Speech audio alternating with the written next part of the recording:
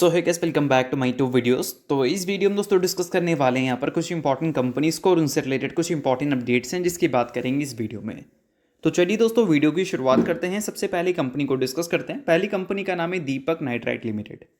But इसको discuss करने से पहले दोस्तों, अगर आपने अभी तक मेरे टेलीग्राम चैनल को ज्वाइन नहीं किया है तो उसका लिंक आपको डिस्क्रिप्शन में और पिन कॉमेंट में देखने को मिल जाएगा। लिंक के थ्रू जाकर टेलीग्राम चैनल को ज्वाइन कर लो, क्योंकि काफ़ी सारी न्यूज़ एंड अपडेट्स मैं आपको वहाँ पर भी देता हूँ जो कि आपके लिए काफ़ी ज़्यादा यूजफुल रह सकता है। तो चलिए वीडियो की शुरुआत करते हैं। सबसे पहले बात कर लेते हैं दीपक नाइट्राइट से रिलेटेड कुछ इंपॉर्टेंट अपडेट्स के बारे में। सो दोस्तों, पिछले कई टाइम से हमने एक चीज़ नोटिस किया है कि दीपक नाइट्राइट के रेवेन्यू ज़रूर ग्रो करते हुए नजर आ रहे हैं हर फाइनेंशियल ईयर। भले वो ग्रोथ पहले की तरह नहीं है, बट हाँ, ग्रोथ कंपनी रिपोर्ट कर रही है, बट वैसा कंपनी के प्रॉफिट्स में हमें देखने को नहीं मिल रहा है। अगर 3 साल का CAGR देखोगे तो प्रॉफिट का नेगेटिव है, और 1 साल का भी रिकॉर्ड देखोगे तो नेगेटिव ही देखने को मिलेगा। और किसी भी कंपनी का प्रॉफिट सबसे इंपॉर्टेंट होता है उसके ग्रोथ के लिए, और वो नहीं रिपोर्ट हो रहा है पिछले कुछ टाइम से अच्छा। इस वजह से स्टॉक प्राइस CAGR पिछले 3 साल का और पिछले 1 साल का आपको नेगेटिव देखने को मिल रहा है।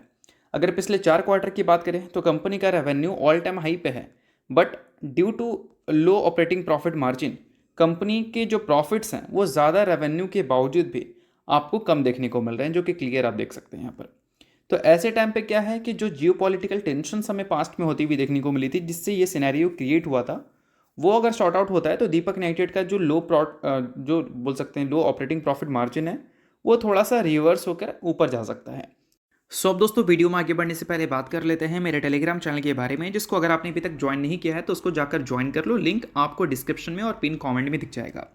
अब ज्वाइन करने का सबसे बड़ा बेनिफिट क्या है वो मैं आपको समझा देता हूँ। तो देखो दोस्तों, मार्केट में चल रहा है एक बियर रन, और बियर रन में सब बोलते हैं बाय ऑन डिप करो, बाय ऑन डिप करो, but exact buy on dip का कौन सा लेवल होना चाहिए वो सभी को नहीं पता होता। मेनली रिटेल इन्वेस्टर्स को नहीं पता होता जो नए नए वेले हैं मार्केट में। तो इसके लिए आपको टेक्निकल एनालिसिस आना चाहिए, और टेक्निकल एनालिसिस नहीं आता तो आपको पता ही नहीं रहेगा कि कौन से स्टॉक का कौन सा लेवल पर डिमांड जोन है। ठीक है, तो ये सारी चीज़ों को अच्छी तरह से एनालाइज कर काफ़ी सारी कंपनीज के चार्ट्स में आपको टेलीग्राम में अपडेट करता हूँ, जो कि बिल्कुल फ्री ऑफ कॉस्ट है। उसके लिए कोई पैसा आपको नहीं देना होता। तो इस वजह से आप जाकर मेरे टेलीग्राम चैनल को चेकआउट कर सकते हो, उसको जाकर ज्वाइन भी कर सकते हैं। ऑलरेडी आप देख सकते हैं काफ़ी सारी कंपनीज के चार्ट्स मैंने अपडेट भी किए हैं, जो कि काफ़ी सारे लोगों के लिए काफ़ी ज़्यादा यूजफुल रहे हैं। तो अगर आपको इसका बेनिफिट लेना है, लिंक डिस्क्रिप्शन में है, लिंक के थ्रू जाकर चैनल को ज्वाइन कर लो, और पिन कमेंट में भी लिंक आपको मिल जाएगा। सो देखो दोस्तों, ये जो सारी चीज़ें हैं उसकी शुरुआत हमें देखने को मिली थी कब से? जब से हमें रशिया यूक्रेन क्राइसिस देखने को मिला था। बट अब जो ये जो क्राइसिस है वो कहीं ना कहीं थोड़ा सा कम होता हुआ दिखा है, और रशिया के ऊपर जो काफ़ी सारे सैंक्शंस लगा रखा था किसने, US ने, उसको वो हटाने की कोशिश कर रही है। अभी रिसेंटली काफ़ी सारे मीटिंग्स एंड अपडेट्स हमें सुनने को मिली, जिसमें रशिया के जो एक्सटर्नल अफेयर मिनिस्टर हैं उन्होंने भी बताया था कि US से हमारा रिलेशन अच्छा रहे, इस वजह से हम ये वॉर को ख़त्म करने के लिए पूरी तरह से रेडी हैं। अब इसके बाद US और रशिया के बीच में जो बातचीत हुई वो तो एग्री करते हुए नजर आया, बट कहीं ना कहीं जो वॉर की वजह से डैमेज हुई है उसका कुछ क्लेम यहाँ पर रशिया उम्मीद कर रही है, जिससे ये जो वॉर बोल सकते हैं कंप्लीट ख़त्म होने को लेकर जो बातें हैं उसमें थोड़ी सी और भी डिले देखने को मिल रही है। बट अगर वॉर जैसा सिनेरियो अगर ख़त्म हो जाता है दोस्तों, तो कहीं ना कहीं इससे क्रूड ऑयल के जो प्राइसेस हैं उसमें एक ह्यूज इम्पैक्ट देखने को मिल सकती है। अभी जितने अपडेट्स चल रहे हैं उस अपडेट्स के बेसिस पे क्रूड ऑयल के प्राइसेस में ऑलरेडी हमें क्रैशेस देखने को मिल चुकी है। लाइक क्रूड ऑयल के प्राइस लास्ट ट्रेडिंग डे अगर देखोगे तो 2.5% से ज़्यादा गिरा है, और अगर सैंक्शंस वगैरह हट जाता है रशिया के ऊपर से तो माल क्रूड ऑयल का जो है वो ज़्यादा सप्लाई होगा। डिमांड तो शुरू से ज़्यादा रहता है, तो ज़्यादा सप्लाई की वजह से प्राइसेस में ऑटोमेटिक एक ड्रॉप हमें देखने को मिल सकती है, और EV के एवोल्यूशंस को बढ़ाया जाता है, रिन्यूएबल सोर्स को बढ़ाया जाता है, तो कहीं ना कहीं वो भी एक पॉजिटिव साइन रह सकता है क्रूड ऑयल के प्राइसेस के गिरने का। अब इन सारी चीज़ों की वजह से जो केमिकल कंपनीज़ हैं वो रिवाइव हो सकती हैं, जिसमें दीपक नाइट्राइट जैसी कंपनीज़ हैं, और भी बाकी सारी केमिकल कंपनीज़ को भी आप फोकस में रख सकते हो। बट इसमें अभी भी लगता है कि साल भर का टाइम लग सकता है, तो इस चीज़ को अभी इग्नोर मत करना। तो चलिए अब डिस्कस कर लेते हैं अगली कंपनी को, जिसका नाम है मैज़गॉन डॉक शिप बिल्डर्स लिमिटेड।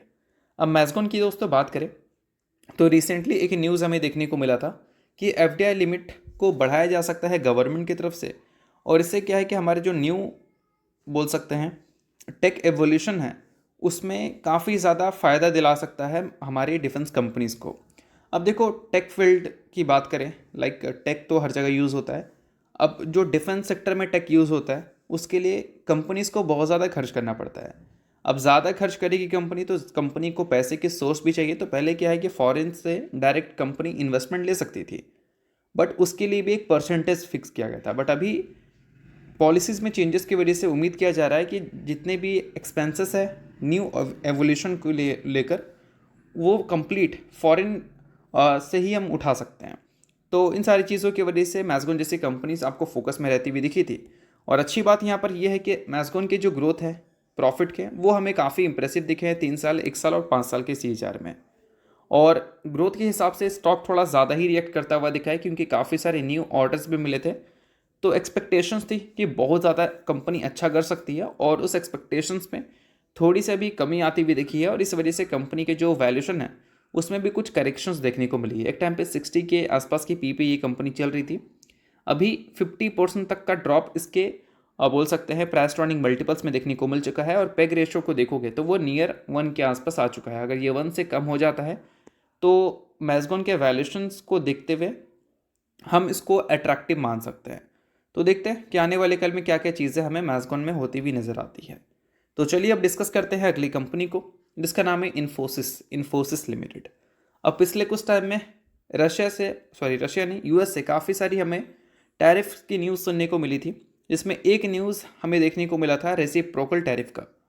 और रेसिप्रोकल टैरिफ की वजह से जो भी बोल सकते हैं जो भी सेक्टर यूएस पे डिपेंडेंट है उन सारे सेक्टर को प्रॉब्लम हो सकता है। इसमें बहुत सारे सेक्टर हैं, लाइक देखा जाए तो आईटी सेक्टर है, फार्मा सेक्टर है, ऑटो सेक्टर है। तो अभी क्या बातचीत चल रही है, बातचीत ये चल रही है कि यूएस का जो रेसिप्रोकल टैरिफ है वो कहीं ना कहीं यूएस के जो ट्रेड डिफिसिट है उसको रिड्यूस कर सकता है, और इन्वेस्टर्स के जो बोल सकते हैं माइंडसेट है उसमें भी एक चेंजेस ला सकता है। इन्वेस्टर्स एक्सपोर्ट हो सकते हैं, बोल सकते हैं आईटी स्टॉक से और फार्मा स्टॉक से। और इस वजह से कहीं ना कहीं बीच में हमें एक फॉल भी देखने को मिला था निफ्टी आईटी के इंडेक्स में, जो कि करीब 1.38% का था, और पॉइंट वाइज अगर हम देखें तो 600 पॉइंट से भी ज़्यादा का था।